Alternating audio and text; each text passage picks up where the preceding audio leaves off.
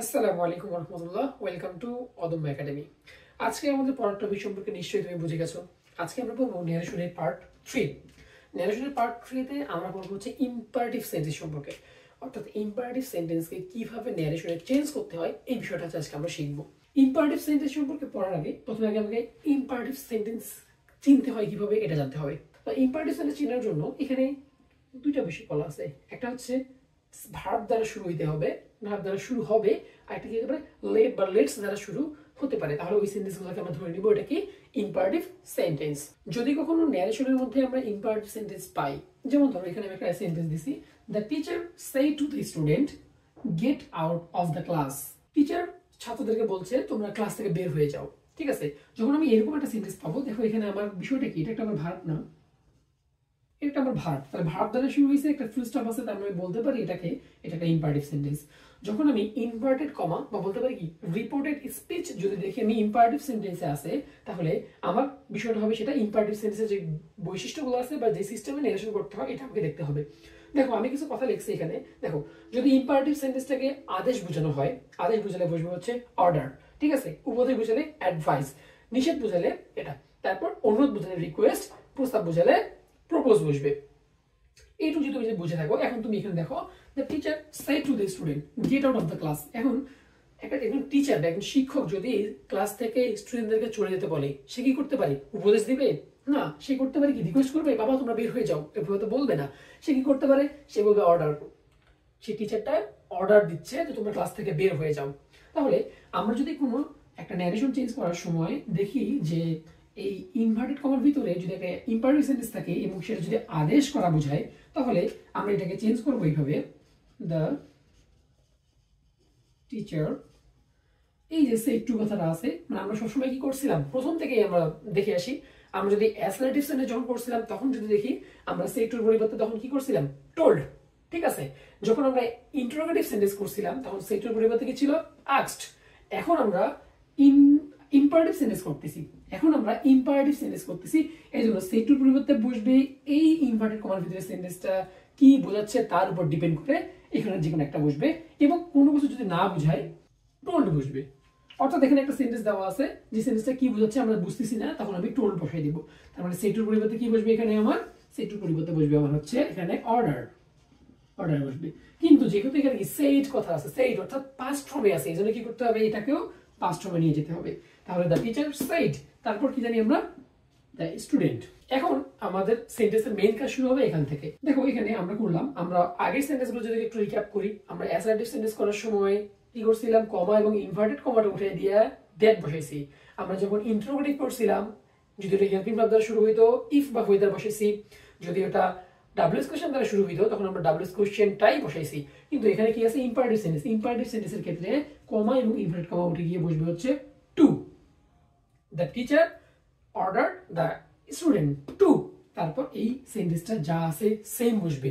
Imperative সেন্টেন্সে টেন্সের কোনো পরিবর্তন হবে না, শুধুমাত্র যদি পার্সন থাকে পার্সনে চেঞ্জ হবে এবং শব্দ থাকলে শব্দ চেঞ্জ হবে, কিন্তু কোনো টেন্সের পরিবর্তন হবে না। তাহলে আমি কি করবো এখানে সেম বসে দেবো হচ্ছে গেট। চলো আমরা আরেকটি উদাহরণ দেখি। এখানে আমি একটা সেন্টেন্স দিছি, দেখো he said to me please give me a glass of water. ঠিক আছে, এখন এই সেন্টেন্সের ক্ষেত্রে এখন আমাকে এটাও কি করতে হবে, চেঞ্জ করতে হবে। প্রথমে আমি কি দেখবো, আমার 4টা পয়েন্ট ছিল। আমি সেকেন্ড যে পার্টটা ছিল সেখানে বলছিলাম যে একটা ন্যারেশন করার আগে, সেন্টেন্স ন্যারেশন করার আগে আমরা কি করবো 4টা পয়েন্ট আগে দেখবো। একটা কি দেখবো, প্রথমে সেন্টেন্স দেখবো, যে এই ইনভার্টেড কমার ভিতরে সেন্টেন্সটা কোন সেন্টেন্সে আছে এটা প্রথমে দেখবো। এই ইনভার্টেড কমার ভিতরে সেন্টেন্সটা কোন সেন্টেন্সে আছে এটা দেখবো। অ্যাসার্টিভ, ইম্পারেটিভ, এক্সক্লামেটরি, অপটেটিভ, এই বিষয়গুলো আমাকে দেখতে হবে। সেকেন্ড পার্টটা ছিল কি পার্সন চেঞ্জ করতে হবে, থার্ড পার্সন টেন্স চেঞ্জ করতে হবে, এবং কিছু কতিপয় শব্দ আছে শব্দগুলো চেঞ্জ করতে হবে। তাহলে এই 4টা পয়েন্ট আমাকে মাথায় রাখতে হবে। তাহলে আমি দেখলাম এটা কি, দেখো please give me a glass of water. যদি please give me a glass of water, please কথা বলছে, দেখো প্লিজ দিয়ে বোঝাচ্ছে কি অনুরোধ, বুঝাচ্ছে কিনা অনুরোধ। আর আমি যদি এখান থেকে ধরি এটাকে, তো give me a glass of water, এখানে বোঝা যাচ্ছে গিভ হচ্ছে একটা ভার্ব, তারপরে ভার্ব দ্বারা শুরু হয়েছে, এটা কি হবে একটা ইম্পারেটিভ সেন্টেন্স। এখন আমরা এটাকে যদি চেঞ্জ করতে যাই তাহলে হচ্ছে কি হি, যখন আমরা কি দেখবো অনুরোধ বুঝাবে রিকোয়েস্টেড। কেন রিকোয়েস্টেড? সেইড আছে, সেইড জন্য রিকোয়েস্টেড। মি, তারপর কমা এবং ইনভার্টেড কমা উঠে গিয়ে টু বসবে। তারপর এখন কি বসবে, তোমরা ম্যাক্সিমাম যে ভুলটা করে থাকো সেটা হচ্ছে প্লিজ কথা তোমরা এখানে বসিয়ে দাও। দেখো প্লিজ দিয়ে আমি কিন্তু বুঝতে পারতেছি যেটা রিকোয়েস্ট বোঝাচ্ছে, তাই না, অনুরোধ বোঝাচ্ছে। তুমি যখন প্লিজ দিয়ে বুঝে যাচ্ছ যে এটা দিয়ে কি বলছে, অনুরোধ বোঝাচ্ছে, তখন আমি এটার জন্যই কিন্তু কি নিয়ে এসেছি, রিকোয়েস্ট কথাটা নিয়ে এসেছি। এই জন্য এই প্লিজ কথাটা তখন আর থাকবে না। তখন আমি কি করবো, এখানে আমি বসাবো গিভ। এখন দেখো এখানে মি কথা আছে, মি। মি মানে কি, কোন পার্সন, ফার্স্ট পার্সন। সে কাকে ধরবে, ফার্স্ট কে ধরবে, বা ফার্স্ট দ্বারা প্রতিস্থাপিত হবে। তখন কি হচ্ছে, এটা হি এখানে চলে আসবে। মি এর জায়গায় যখন হি আসবে তখন কি হয়ে যাবে, এই মিটা হচ্ছে কোন ফর্মে আছে, থার্ড ফর্মে আছে। আমরা পড়ছিলাম কি, হি, হিজ, হিম। তাহলে মি, মি এর ক্ষেত্রে কি হচ্ছে আই, মাই, মি। যেহেতু মিটা আছে থার্ড ফর্মে, থার্ড ফর্মটা, তাহলে হির থার্ড যে ফর্মটা আছে আমরা এটাকেই নিব, আমরা এটাকে নেব, ঠিক আছে। তাহলে আমি এখানে নিচ্ছি give him A glass of water. এই হচ্ছে মোটামুটি আমাদের ইম্পারেটিভ সেন্টেন্সের ন্যারেশন চেঞ্জ। এইটুকু তুমি বুঝে থাকো তাহলে তোমার জন্য ইম্পারেটিভ সেন্টেন্সের মধ্যে ন্যারেশন করা খুব বেশি জটিল হবে না। আমরা একটা ভিন্ন ধরনের উদাহরণ দেখি। সেখানে দেখো, what is the teacher said to me don't miss the class। আমরা এর আগে যতগুলো সেন্টেন্স করছি সেখানে আমরা দেখছি যে ভার্ব দ্বারা শুরু হবে। এখানে দেখো একটা নট কথা যুক্ত আছে। যদি নট কথা যুক্ত থাকে তাহলে এটাকে কিভাবে চেঞ্জ করতে হবে এই বিষয়টা আমাকে এখন দেখতে হবে। দেখো আমি এখানে প্রথমে জানি তাই নিব যে দা টিচার, ঠিক আছে। এন্ড সেটার পরিবর্তে কি হবে, এখন ডোন্ট মিস দ্য ক্লাস, এটা অ্যাডভাইস হতে পারে, তারপর কি বলছে, নিষেধ হইতে পারে। এখন আমার কথা হচ্ছে আমি মনে করবো যে বুঝতেছি না, আমি এখন এইটা নর্মাল একটা সেন্টেন্স, এটা অর্থ বুঝতে পারতেছি, জন্য বুঝতে পারতেছি এটা কি হবে। যখন আমি কোনো কিছু বুঝতে পারবো না যে কি হচ্ছে, তখন আমি কোনো কিছু না করে জাস্ট কি করবো, টোল্ড বসাবো। আমি এখন বুঝতেছি না এখানে কি হবে ধরো, তাহলে আমি কি করবো, এখানে টোল্ড বললাম। তাহলে দ্য টিচার টোল্ড মি। এখন এখানে দেখো আমরা করতাম কি, আমরা করতাম হচ্ছে কমা এবং ইনভার্ট কমাতে গিয়ে টু বসাতাম, টু, ঠিক আছে।